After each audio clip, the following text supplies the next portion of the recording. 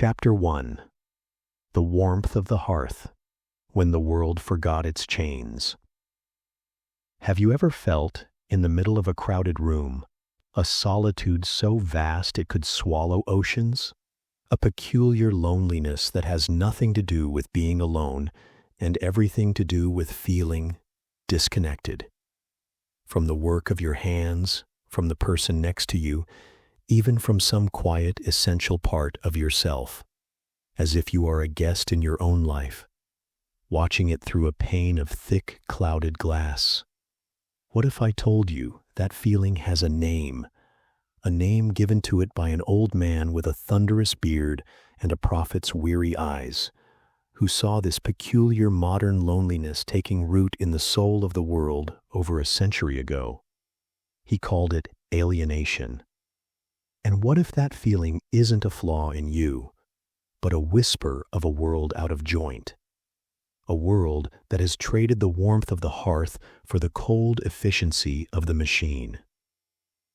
Tonight, let's not study this as a theory. Let's feel it. Let's wander through the quiet, cobwebbed corridors of what it means to be connected, and what we've lost in the forgetting.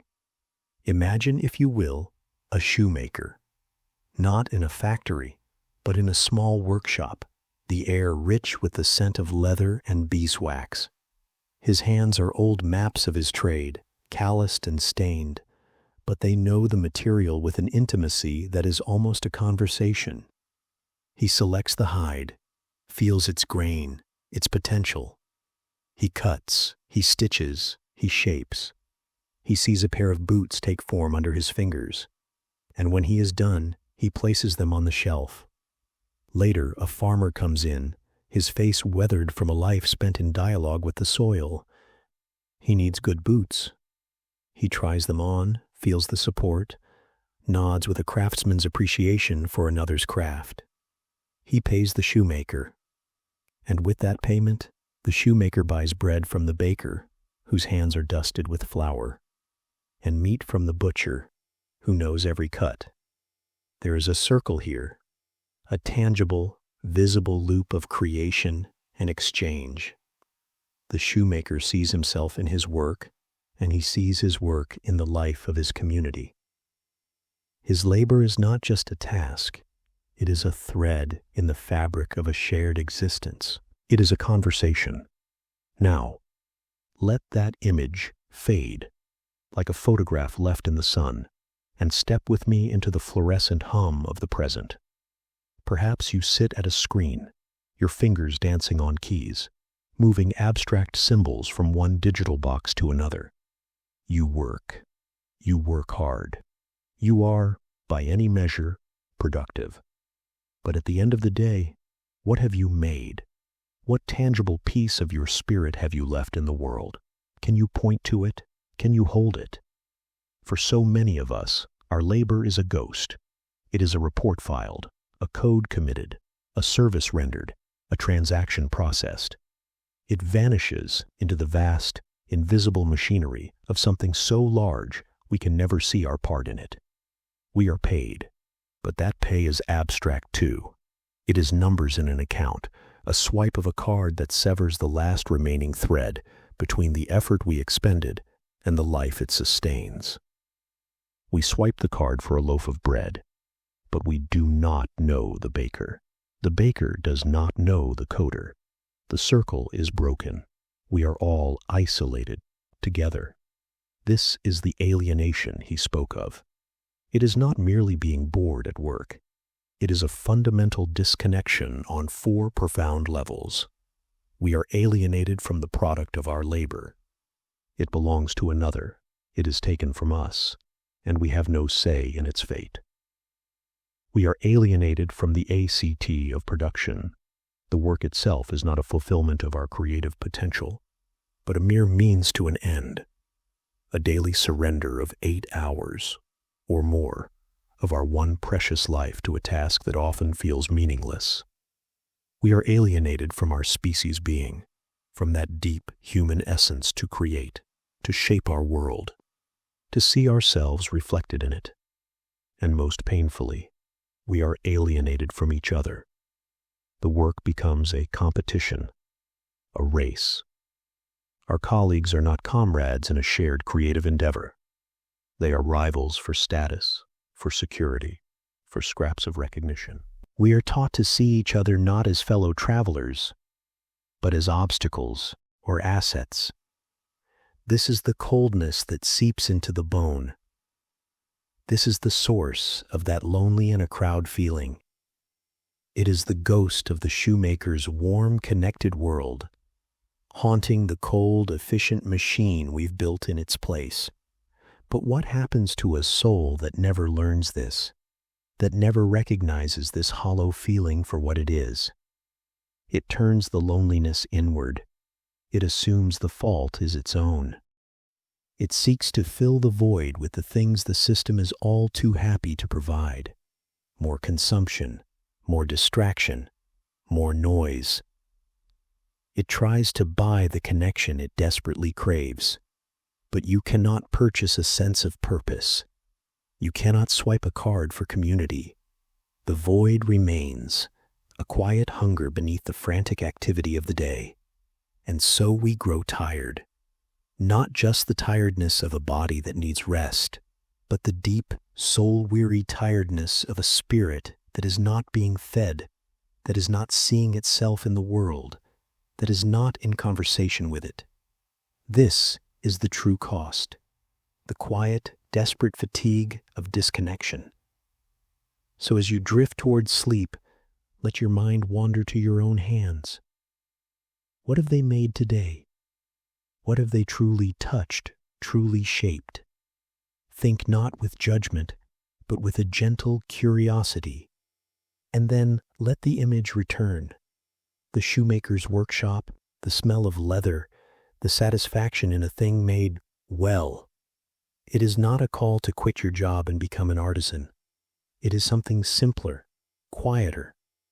It is an invitation to remember, to recognize that ache for connection, not as a personal failing, but as a historical whisper, a memory in our blood of a different way to be human together.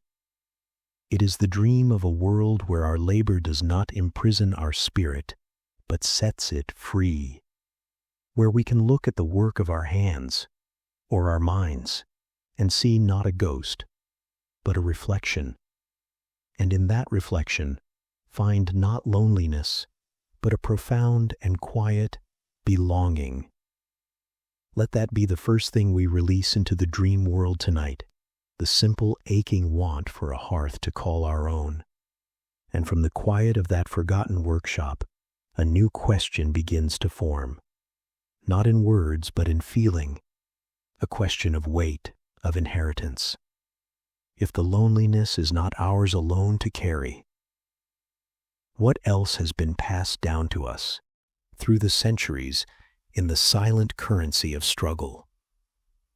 What unseen chains, forged long before we were born, do we still feel, cold against our skin, in the deepest quiet of the night? Chapter 2. The Ghost in the Machine, Feeling the Weight of a World You Never Made. That sigh you just breathed, did it feel like it came from you alone?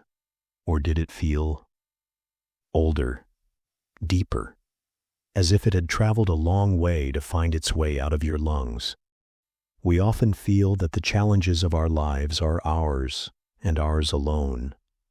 Our debts, our anxieties, the relentless pressure to be more, to have more, to become more. We treat them as personal failures, private battles to be fought in the silent hours. But what if they aren't? What if the ground beneath our feet, the very economic and social soil we walk on, was not laid down in our lifetime? What if the rules of the game we are desperately trying to win were written by players who left the table generations ago? There is a ghost in the machine of our world, a silent, immense momentum of history that carries us along in its current. To feel it is to understand that you are not failing. You are perhaps feeling the weight of a world you never made. And in that understanding, there is a strange and profound relief, a laying down of a burden you were never meant to carry alone. Think of the deepest ocean. On the surface there are waves. They are what we see. They are the events of our day. The news headlines, the market fluctuations, the job we get or lose, the political drama that plays out on our screens. It is easy to believe that these waves are everything, that if we can just learn to surf them better, we will find calm waters. But beneath the waves, there are currents, vast, powerful, slow-moving rivers within the sea. They are the deeper forces, the climate of an era, the rise and fall of empires, the tectonic shifts in how we organize ourselves to feed, clothe, and shelter our species. These currents are what truly determine where the waves will go, and now, go deeper still, to the ocean floor, to the substrate, the very bedrock over which the water flows.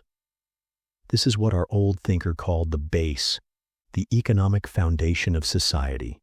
Who owns the fields, the factories, the networks, the data? How do we produce the stuff of life? This foundation, this hidden bedrock, shapes everything above it. It shapes the currents. It shapes the waves. It shapes, in ways we can scarcely perceive, the very contours of our own private thoughts and fears. You wake up in the morning and feel an anxiety about your job, a personal wave. But that wave is pushed by a current of corporate restructuring, of globalized competition, of an economic model that demands infinite growth on a finite planet. And that current flows over a bedrock, a foundation where the vast majority must sell their time to those who own the means of production, living in perpetual insecurity. Your private anxiety is not just yours, it is a historical artifact. It is a page in a story that began with the enclosure of common lands, the rise of the factory, the creation of a class of people with nothing to sell but their own labor. You inherited it. You were born onto this particular moving train, and you are told the ride is your personal responsibility, your student debt, your fear of not being able to afford a home, your sense of racing on a treadmill that is forever accelerating. These are not personal shortcomings. They are the logical, predictable outcomes of a system built on a foundation laid centuries ago. You are not crazy. You are conscious. You are feeling the ghost. This is historical materialism. It sounds like a cold, academic term, but feel it instead. It is the profound understanding that our consciousness, our very ideas of what is possible and what is normal, do not fall from the sky. They arise from our material life, from how we, as a society, produce our existence. The medieval serf did not lie awake dreaming of being an influencer. His dreams were shaped by the soil, the feudal lord, the church. His imagination was bounded by his material world, and so is ours. We dream of ownership, of innovation, of personal brand building, dreams that perfectly suit the economic foundation we live on. The system reproduces itself not just through laws and force, but through us, through our ambitions, our desires, even our rebellions, which are often just a desire to have a better seat on the same train. The genius of the system is that it makes its own logic feel like natural law, like human nature. It makes the bedrock seem like the entire universe. It makes the ghost invisible. But what is the cost of never seeing the ghost? We internalize all the pressure. We see our struggles as a reflection of our worth. We judge ourselves for not running fast enough on a track that was designed to be unwinnable for most. It leads to a quiet, grinding shame, a spiritual exhaustion. We break ourselves against what we perceive as our own limits, when they are often the limits of the system itself. We are like fish, tirelessly trying to run a marathon, blaming ourselves for our lack of legs, never once questioning the nature of the water we live in.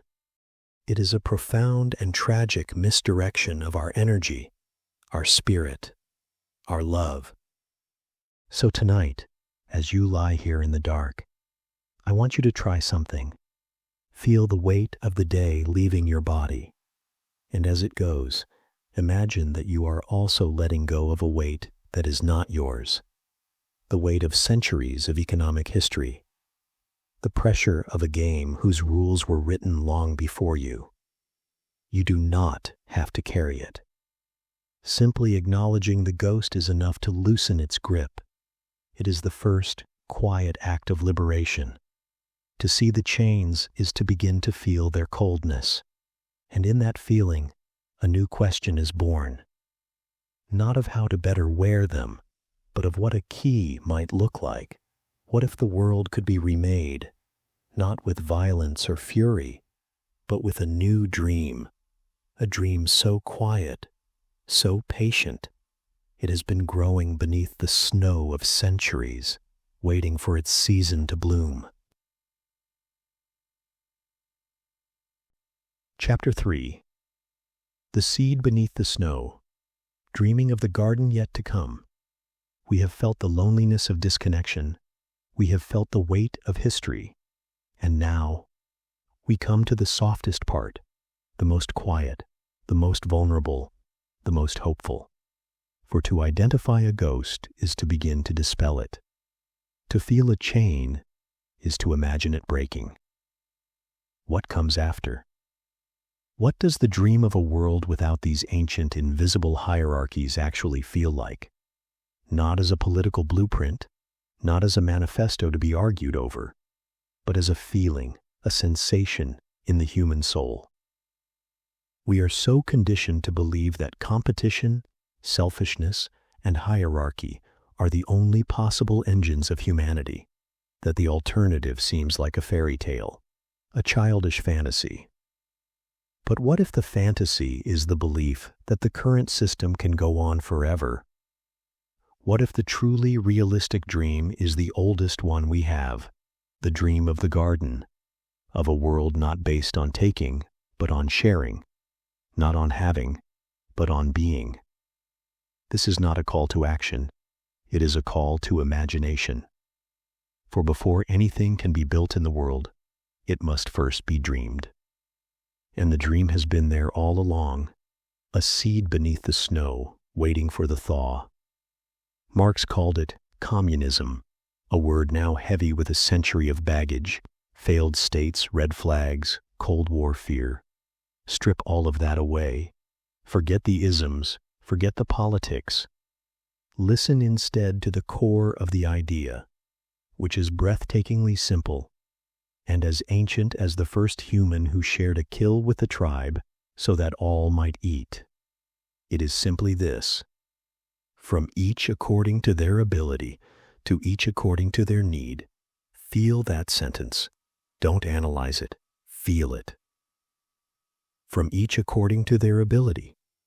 The gifted painter paints. The born teacher teaches. The meticulous organizer organizes. The strong back lifts. Not because they are forced to, not because they are paid a pittance to do it, but because it is their ability. It is their way of participating in the chorus of humanity. It is the shoemaker making boots because he is a shoemaker, and it brings him joy to see people walk in well-made boots. It is work returned to its original state.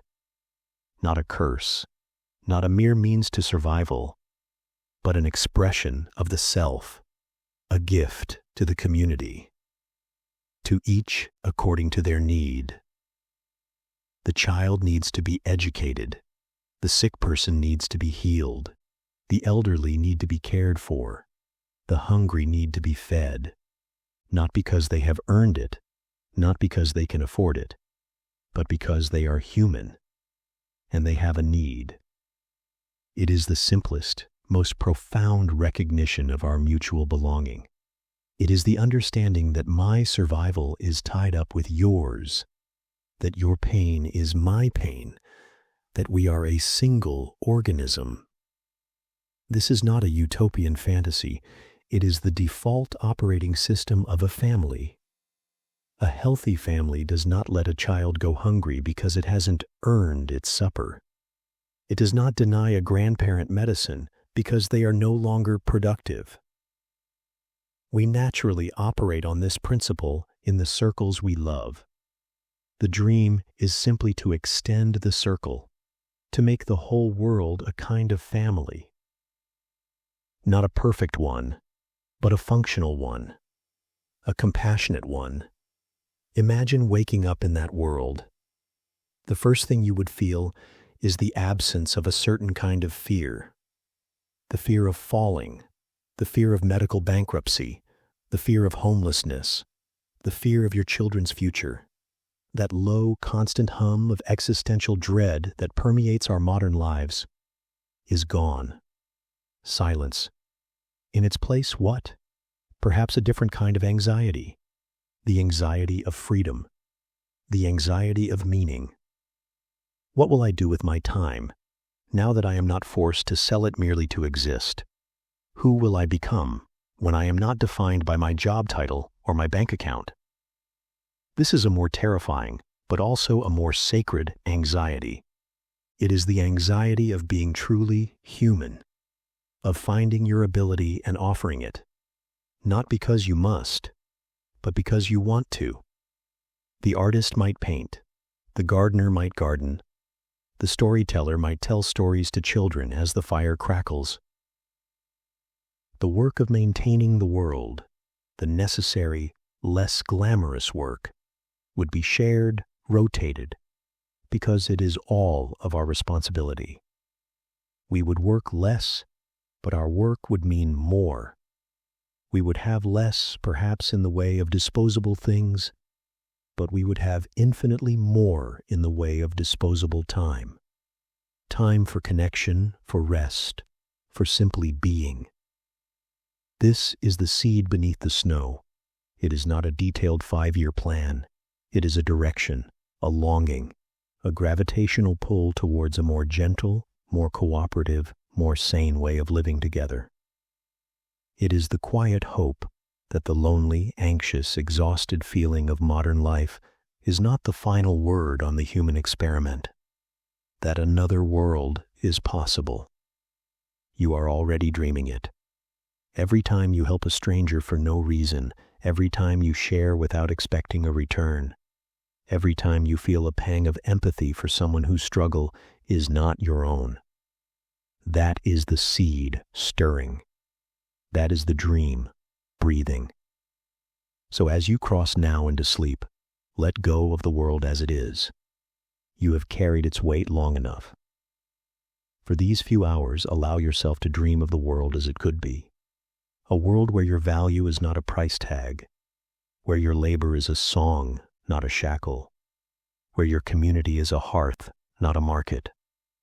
A classless world, not a world of perfect sameness, but a world of perfect belonging, where the unique melody of you is needed, is cherished, is woven into the great symphony of us.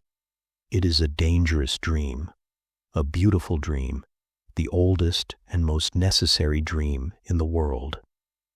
Let it be the thing that carries you tonight, not as a demand, but as a lullaby, a quiet promise whispered from the future, from each according to their ability, to each according to their need. Sleep now. The garden is waiting, just beneath the snow.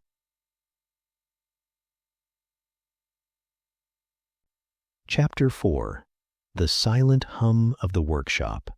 Remembering the song in your hands. Have you ever felt a ghost in your own life? A passenger in the vehicle of your day? You move through the motions, you complete the tasks, you receive the reward. And yet there is a hollowness in the chest at sunset, a feeling that something essential has been misplaced. You cannot name it, this missing thing. It is not happiness, not exactly. It is something older, something more fundamental. It is the feeling of a song you've forgotten the words to, a rhythm your heart has misplaced. What if that emptiness is not a flaw in you, but an echo, the echo of a silence where the hum of your own creation used to be? What happens to a soul that never gets to sing its own work into the world?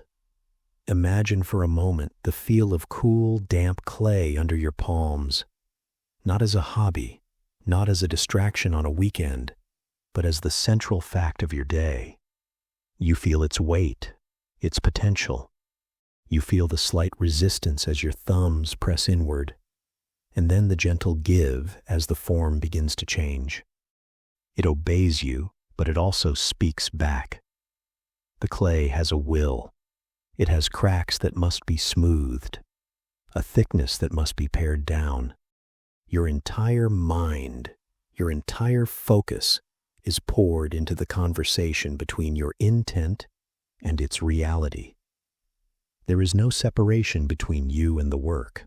The thought in your mind becomes the movement in your hands, becomes the shape on the wheel. And when you are done, when you wipe the sweat from your brow with a forearm, you look upon the thing that did not exist in the world until you, and only you, brought it forth.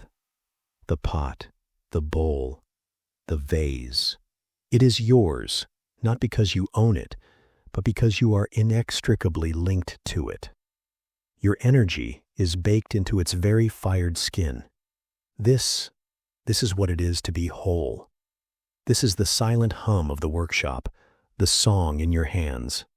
Now, let that image soften, let it blur at the edges, and feel the world we have built now. For so many of us, that thread is cut, the conversation is broken. We are tasked not with a whole thing, but with a fragment, a single repetitive motion, a line of code, a line in a spreadsheet, a widget on a conveyor belt that looks exactly like the 10,000 widgets that came before it, and the 10,000 that will come after. Our work is abstracted. We do not see the final shape. We cannot feel our own unique pressure in the clay of the world. We are alienated, as the old philosopher would say, from the product of our labor. And if we are alienated from what we make, then we become alienated from the act of making itself. And if we are alienated from the act of making, which takes up so much of our living hours, how can we not feel alienated from ourselves? That ghost you feel, that is the ghost of your own creative spirit, wandering the halls of a life, looking for the workshop it has been locked out of. This is not a call to quit your job. It is not a scream of protest. It is a much quieter, more personal realization. It is the gentle acknowledgement of a loss. That hollow feeling at the end of the day is a homesickness, a longing for a time when you could point to something, a chair you carved, a story you wrote, a garden you grew, a meal you cooked from soil to plate, and say, I did that. My mind, my hands, my tired back. This thing in the world bears the unmistakable mark of me. Karl Marx did not just see an economic system. He saw this profound human sadness woven into its fabric. He saw the spiritual cost of this great divorce between a person and their purpose. His dream of a different world was, at its heart, a dream of reconciliation, a dream of coming home to yourself, of reuniting the worker with the work, the maker with the made, the song with the singer. So, as you drift tonight, ask not what you do for a living. Ask what you make with your living. And in your dreams, may your hands remember their song. Chapter 5. The Unseen Tapestry, Your Single Thread in the Great Golden Weave. And in that space between thoughts, where the song from the workshop begins to fade into the rustle of bed sheets, another question forms, a question of connection. If my own hands feel distant to me, what of the hands of others? We move through a world of incredible, impossible complexity. The glass of water on your bedside table, the wool in your blanket, the electricity humming behind the wall, giving just enough light to see these words by. You did not make these things. A vast, silent, mostly invisible network of other human beings made them. Thousands of them. Hundreds of thousands. Stretching across continents and oceans, they mined the silica sand for the glass. They tended the sheep for the wool. They dammed the rivers for the power. An endless tapestry of effort and life, all converging here in this quiet room, to hold you, to quench you, to warm you. Do you feel it? The weight of that gift? Or does it feel like a transaction, a bill to be paid at the end of the month? What if the loneliness of our time comes not from a lack of people, but from a failure to see the breathtaking web of people we are already woven into? Close your eyes and see it, not as an economy, not as a market, but as a great golden tapestry shimmering in the dim light. It stretches out in every direction, further than the eye can see. Every person, a single luminous thread, and your thread is woven through it. It crosses here, under this thread, over that one, tying a knot with another, creating a pattern, a color, a strength that did not exist until your unique strand was added to the whole. This is what it is to be in community. Not just the people you choose, your friends and family, but the utterly profound and necessary interdependence with the stranger who grew your coffee, the mechanic who fixed the train that carried the coal, that fueled the plant, that powered the factory, that made the bottle that holds your water. We are all already in this together. Our survival, our comfort, our very lives are a collective project. But our world teaches us to see the tapestry as a threat. It teaches us that every other thread is a competitor for light, for space, for resources. It forces us to believe we are alone, that our thread must fight for itself, must strive to shine brighter than all the others, even if it means fraying the threads around it. This is the great lie, the great sadness. We are pitted against the very web that holds us aloft. We are made to feel that the success of another is a dimming of our own light. This creates a deep, spiritual loneliness, a constant, low-grade fear that there is not enough, that we are not enough, that we must build walls around our thread to protect it. Marx looked at this beautiful collaborative tapestry and saw the system forcing us to see only the dirty, frayed edges of our own individual strand, to live in constant anxiety that it would be cut. His vision of a classless society was a vision of finally being able to see the whole tapestry again, to appreciate its beauty, to understand that your thread's value is not in its isolated brilliance, but in its essential contribution to the pattern. To feel, truly feel, the warmth of the countless other threads that hold you, and to know in your bones that you are held. So tonight, feel the weight of your blanket, feel the coolness of your water, and know that you are not alone. You are connected, you are supported, you are a part of a magnificent human weave. And in that knowing, may you find a profound and restful peace. Chapter 6. The Quietest Revolution. A dream of laying down your armor.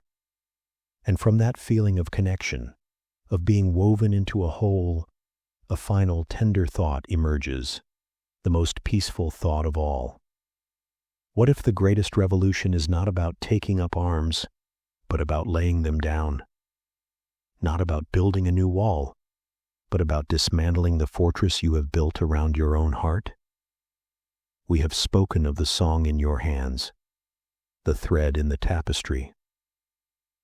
But what of the weight you carry? The weight of the constant grinding, exhausting calculation. The measurement of your worth against every other person you meet. Are they above me or below me? Richer, poorer, more or less successful? A threat or an ally? A rung on a ladder to be climbed over, or a hand that might pull you down? This is the real work that drains us, this endless, silent social calculus. This is the armor we are forced to wear from a young age, the armor of status, of pride, of fear.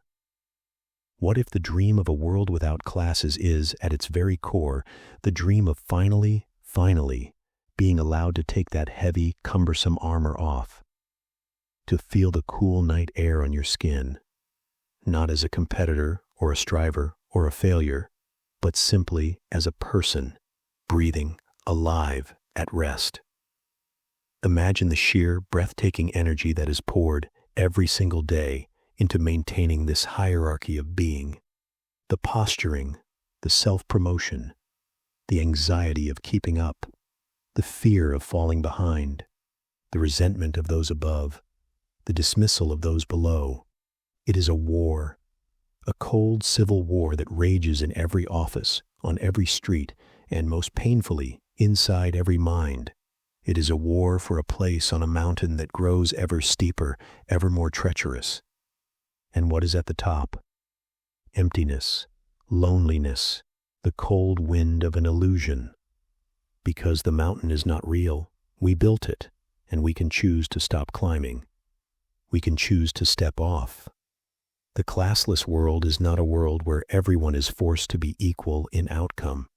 It is a world where the very idea of ranking human value based on wealth or title simply ceases to have meaning. It becomes a nonsense concept, like trying to rank the value of the heart against the liver. They are different. They are both essential. They are both worthy of care. This is the quietest revolution. It does not happen in the streets. It happens in the soul. It is the moment you look at a CEO and see only a tired person. It is the moment you look at a cashier and see only a person with dreams and worries and a profound capacity for kindness. It is the moment you look in the mirror and see not a list of accomplishments and failures, but a human being, worthy of rest, worthy of peace, simply because you exist. It is the dismantling of the internal hierarchy. This is what Marx, the man, truly yearned for: an end to the war, an end to the exhausting performance, a world where we relate to each other not through the filters of class and status, but directly, human to human, thread to thread, song to song. So tonight, feel the armor you wear, feel the weight of it on your shoulders, the helmet of expectation on your head, and then, in the safety of this dark room, give yourself permission to unbuckle it, to let it fall away. It is heavy. You have carried it for so long. You do not need it here. There is no one to judge you, no one to compete with. There is only you and the hum of the night and the great golden tapestry holding you. Let the revolution be this single quiet breath, in and out. You are enough. You have always been enough. And in that knowing, may you find the deepest, most untroubled sleep. The war is over. You can rest now. Chapter 7. The Silent Hunger. What your hands have been trying to remember. Have you ever felt a hunger that has nothing to do with food? A quiet, persistent emptiness in a place you cannot name, a hollow space behind your ribs that the business of the day can mask, but never truly fill. It's there, in the stillness, just as you're letting go of the light. A phantom ache, a homesickness for a home you've never seen. What if that ache is not something broken in you, but something remembering? A deep cellular memory, passed down through generations of hands, trying to whisper a secret your mind has long forgotten. What if that silent hunger is the echo of a wholeness you were always meant to have, a dream of a world where that hollow space is not a void to be filled, but a chamber to be resonant with purpose? Listen to that quiet. It has a story to tell you tonight. Imagine, for a moment, the very first human hand, not in a scientific sense, but in the story sense. That hand, closing around a cool, smooth stone by a riverbank. The weight of it is perfect. The fit in the palm is a kind of destiny. And then, an idea, slow and beautiful as a sunrise, dawns in the mind behind the eyes watching that hand. This stone can become. It can become a tool. It can become an extension of the will. With patient, loving friction, stone on stone, effort on effort, that hand shapes the rock. It becomes something new, something that did not exist in the world until this moment, until this hand, until this intention. And in that act of creation, the creator is also shaped. The hand becomes more capable, the mind becomes more visionary, the soul feels a profound and utter satisfaction, a completeness. The creator and the creation are in a silent, sacred dialogue. This is not just labor. This is a conversation with the universe. A way of saying, I am here, and having the world answer back, I see you. This is what Karl Marx, in his most poetic, most human moments, called our species being. Not a dry economic term, but a sigh of recognition. It is the essence of what we are. Creators, makers, beings who find our deepest joy, our most profound sense of self, in the act of shaping our world and seeing our own humanity reflected back at us in the thing we have made. But then, the dream changes. The rhythm of the world shifts. The slow, patient conversation between the hand and the stone is drowned out by a new sound. The relentless, metallic rhythm of the clock. The conveyor belt that never stops moving. The task that is not a whole thing, but a fractured, infinite repetition of a single, meaningless motion. Your hands are still making, but you are no longer in conversation with what you make. You are a function, a cipher. Your labor is no longer an expression of yourself. It is a thing you sell. You rent out your hours, your energy, your life force, and in return, you receive a token to simply sustain the body that will return to do it all again tomorrow. The profound satisfaction of the creator is replaced by the shallow relief of the paid, and that hollow space behind your ribs, it begins to grow. It is the ghost of that absent wholeness. Marx gave this ghost a name, alienation. It sounds so clinical, doesn't it? But feel the weight of the word. Alien, other, estranged from yourself. You are alienated from the thing you create. It belongs to another. You are alienated from the act of creation itself. It becomes a tedious means to an end. You are alienated from your fellow creators. They become competitors in a race you never chose to run.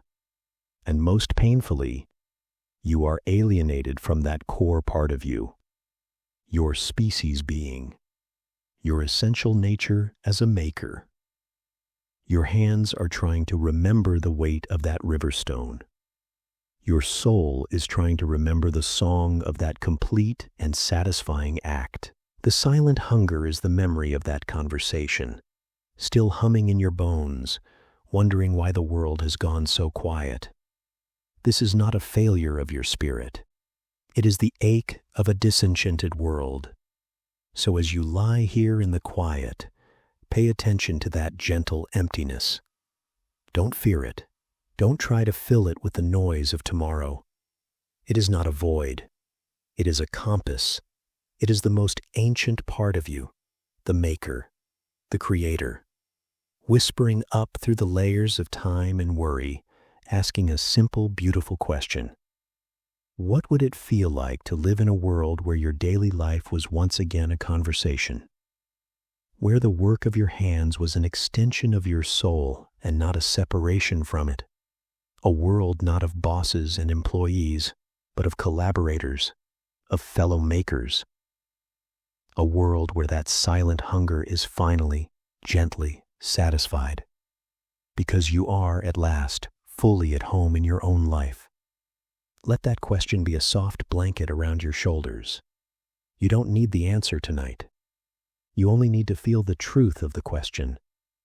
And as you drift, imagine the weight of a smooth, cool stone in your hand, and know that you are, and have always been, a creator. Let that knowing be the first stitch in mending that hollow space. Let it be the first note of a new old song, a lullaby for the maker in you, finally coming home to rest. And from the quiet satisfaction of a single hand, remembering its purpose, we feel the pull of something larger, not just the thing we make, but the love we pour into it, the invisible signature of care that transforms an object into a testament. What is the silent value of that love, and where does it go when the world refuses to see it? Let's follow that thread down to the river's edge and listen to the water tell a story of its own. Chapter 8. The River and the Stone.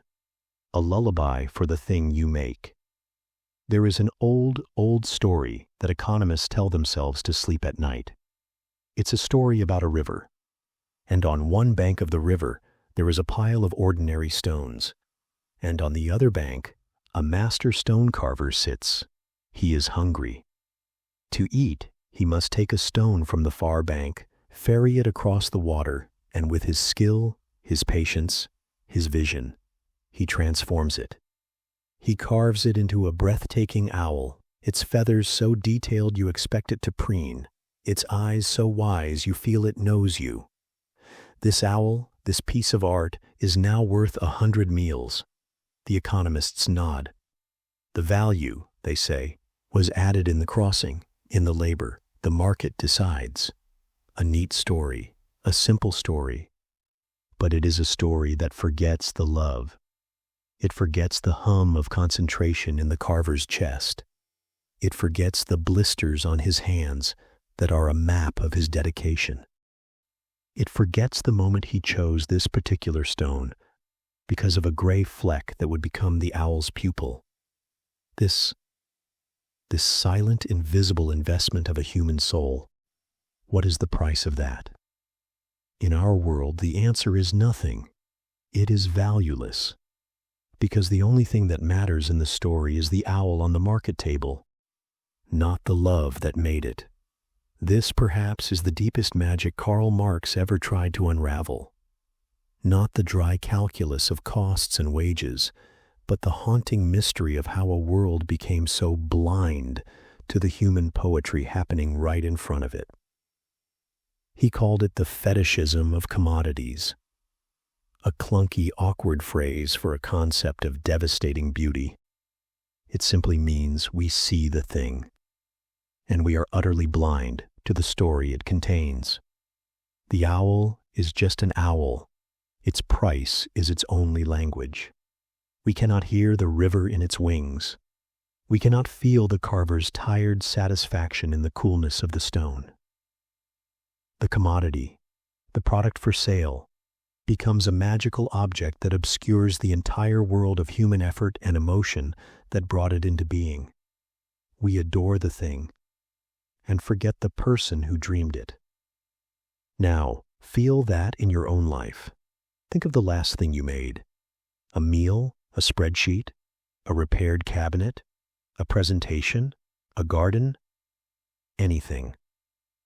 Remember the focus you poured into it? The little choices? The moment of problem solving? The private pride when it was done? That is your love. That is your signature. That is the value you poured into it that exists on a plane far beyond money. And then, what happens? The meal is eaten. The spreadsheet is filed away. The cabinet is once again just a cabinet. The world absorbs the thing and, like a forgetful God, ignores the sacred effort it took to create it. Your love becomes a ghost in the machine of the everyday. Your labor becomes a kind of silent, unpaid-for poetry. This is the quiet tragedy of our daily existence. We are all pouring this invisible love into the world, this profound creative energy. And the system we live in has no language for it, no way to honor it, no way to measure it, except in the crudest terms of time and output. It turns the river and the carver and the love and the stone into a single number on a ledger. And a part of us withers, because we know in our bones that the love was the point, the making was the meaning. But what if we could learn to see the world differently, not as a collection of priced objects, but as a vast, breathing archive of human care? What if every object you touch began to whisper its story to you? This chair, who sanded its curves? What were they thinking about that day? This blanket, whose hands guided the loom? Did they sing while they worked? This screen you hold, whose midnight oil burned to code its light into being? The world would suddenly become enchanted again. It would become a cathedral of human effort, a living museum of love and fatigue and hope. This is the dream hidden inside Marx's critique. It's not a dream of taking, but a dream of seeing, of restoring the connection between the creator and the consumer, until those two ideas melt away and we are all just people, sharing the things we've made with care for people we see as equals. A world where value is not a price tag, but a measure of human fulfillment. Where your daily labor is not a thing you sell, but a gift you offer to a community that sees you and honors your effort. Can you imagine the profound peace of that? To know that the love you pour into your work is not disappearing into a void, but is being received, acknowledged, and valued as the essential gift that it is. Your silent hunger, met by a world that finally speaks its gratitude. Let that idea wash over you now, not as a demand for revolution, but as a quiet revelation. Your effort has always had meaning. The world has just been too noisy to hear it. Tonight, in the silence, you can hear it, your own love echoing back from the things you have made. A lullaby for the maker, sung by the thing that was made. Let that song carry you. The river is not just a barrier, it is the connection. The stone is not just a commodity, it is a testament. And your love is the current that flows between it all. And as we feel the current of that connection, we begin to sense the other makers on the river, their lights flickering on the far shore, their own songs humming across the water. My dream of wholeness is not mine alone. It is woven into yours. What would it sound like if all our songs became one chorus? What language would we speak then?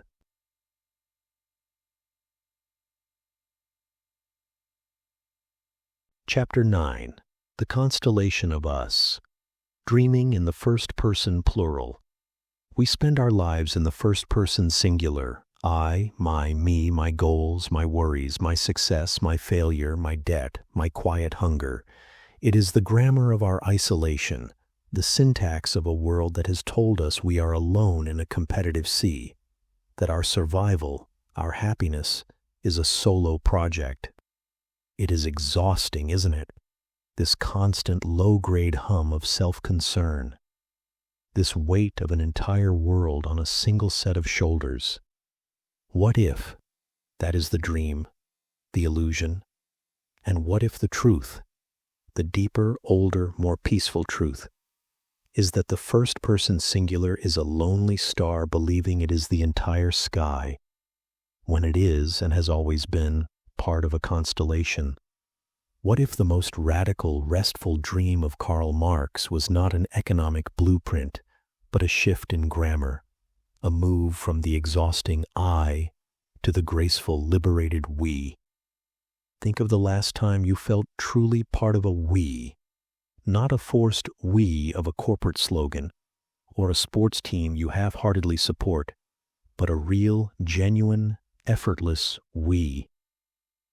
Maybe it was with a few friends, moving a heavy couch up a narrow flight of stairs, the grunts, the laughter, the shared strain, the collective triumph at the top. In that moment, there was no I.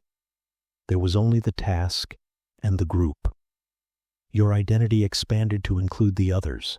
Your purpose was shared, your effort was collective, and because of that, the burden felt lighter, the world felt warmer. Or think of singing in a choir. Your single voice is fragile, imperfect. But when it blends with dozens of others, it disappears into something vast, beautiful, and powerful. You are both lost and found at the same time. You are free from the anxiety of your solitary performance and found in the majesty of the shared sound. This is not the loss of self. It is the finding of a larger, more profound self, a social self, a communal self. This is the species being we felt in the first story. But now it flowers. It is no longer just the maker and the stone in conversation. It is maker and maker and maker, all in conversation, all working in concert. Marx's dream of a classless society is, at its heart, the dream of a world that operates in the first-person plural. A world where the fundamental question is not, what's in it for me, but what can we build together? A world where the incredible, miraculous infrastructure of our modern world, the roads, the networks, the power grids, the fields of food, is not owned and controlled by a handful of eyes for their private gain, but is consciously, democratically managed by all of us, for the benefit of all of us, the we. It sounds impossible, naive, until you realize that every single thing that allows you to live your life right now is the product of a we. The device in your hand, the electricity in your walls, the language you're thinking in, the medicine that keeps you healthy. All of it is the accumulated genius and labor of millions upon millions of people across time, most of whom never knew each other. We are already a we. We just don't act like it. We live in a world built by the collective, but ruled by the solitary, and that disconnect is the source of so much of our loneliness. Now feel what it might be like to let that weight go, the weight of being just an I. Imagine your worries about tomorrow, not vanishing, but being shared, distributed across a community that holds you as you hold it. Imagine your creative energy, your love for what you do, not being lost in a system that doesn't value it, but being offered to a community that receives it with gratitude and meets it with their own gifts. Imagine the silent hunger in you, meeting the silent hunger in countless others, and together, you finally have the power, the collective agency, to plant a garden that feeds everyone. This is the dream, not of a utopia without problems, but of a humanity finally facing its problems together, as a we. The classless world is not a world where everyone is the same.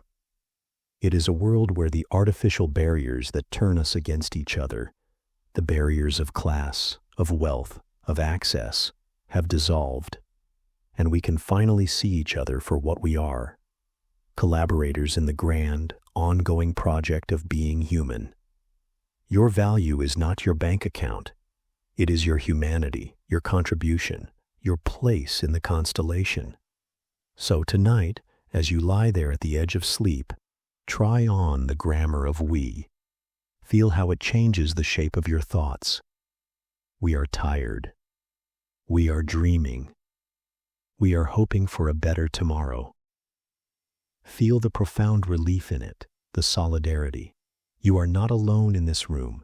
You are part of a vast, sleeping, dreaming human constellation. Your breath is part of our collective breath.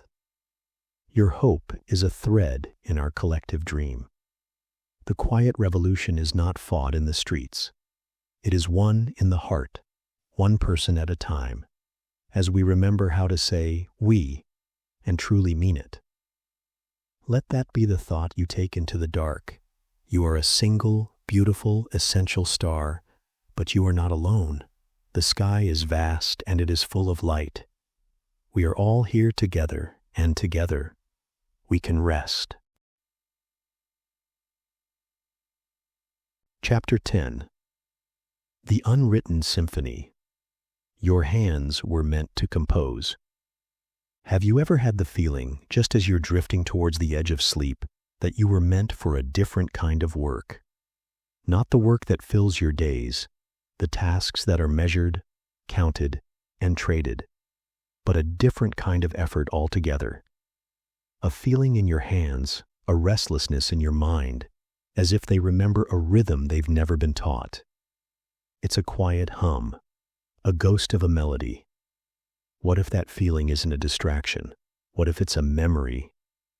A memory of a future your soul was promised, but the world forgot to build. What happens to a song that is never played? It doesn't vanish.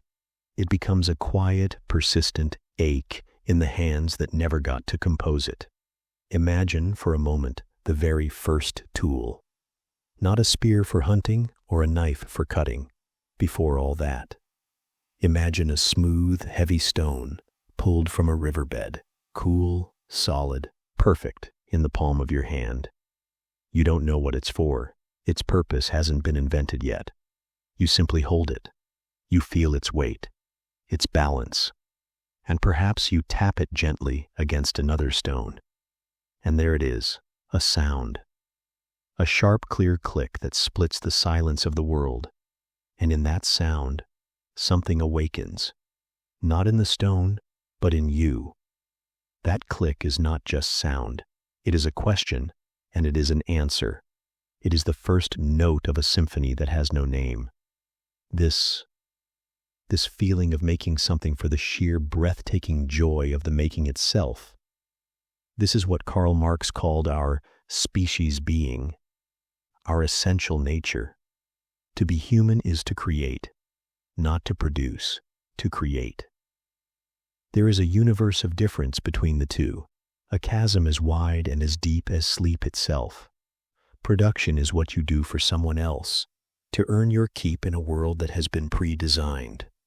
But creation is what you do for the universe.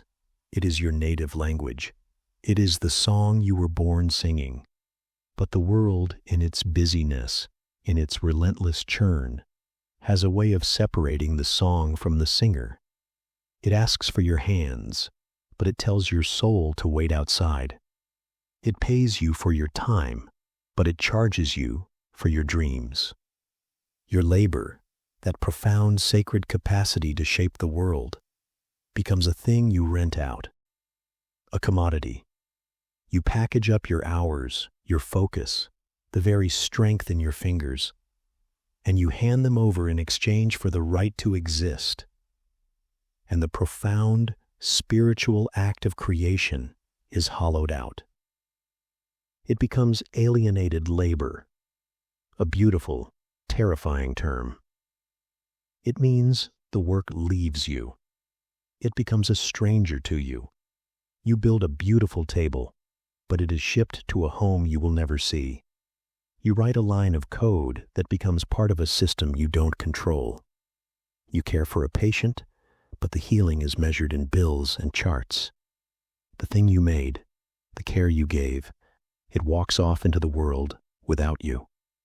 And a little piece of you walks away with it, day after day, until you feel less. Not because you are less, but because you are scattered. Your song has been broken into 1,000 little notes, sold off to different listeners. And this is where the day's exhaustion truly comes from. It's not the tiredness of a body that has been used. It is the profound fatigue of a soul that has been disconnected from its own purpose. It's the H of the composer who is only allowed to clean the instruments, but never to play. Your hands remember the weight of that river stone. They remember the potential for a sound that is wholly, uniquely theirs. And this modern world, for all its comforts, asks them to be still, to be quiet, to be efficient. It's a form of spiritual loneliness, to have this music inside you and to have no orchestra, no instrument, no permission to let it breathe. But what if, just as you lie here in the dark, you could take it back, not in a grand revolutionary way, with banners and shouts, but quietly, internally? What if the first act of reclamation is simply to remember, to feel that restlessness in your hands not as a curse, but as a compass? To recognize that the deep satisfaction you feel when you knead bread dough for no reason, or when you get lost in a sketch in the margin of your notebook, or when you arrange flowers in a vase just so, that is not a hobby. That is a homecoming.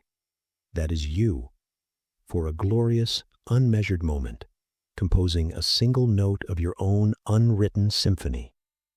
Marx's dream was not of a world without work. It was of a world where work and art are the same word, where the thing you do to survive and the thing that makes you feel most alive are one and the same. A world where you are not a tool for someone else's symphony, but the composer of your own. So, let your hands relax. Unclench them. Feel the potential in your fingertips. And as you drift away, ask yourself, if your life were your own masterpiece, your own symphony, what would the next note sound? And if the work of our hands is a song waiting to be played, then what of the world those hands shape? What does the earth dream of when it dreams of being owned?